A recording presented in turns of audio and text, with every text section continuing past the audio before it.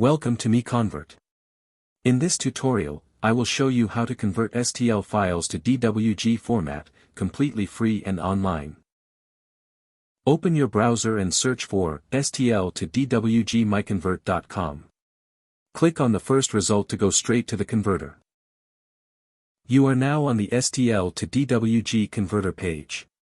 The interface is clean and easy to use. Let's upload a file. Click the Choose File button. A file picker will open. Select the STL file you want to convert, then click Open. Your file is loaded and ready. You can see the file name, size, and destination format. Click Convert now to start the conversion. The conversion is in progress.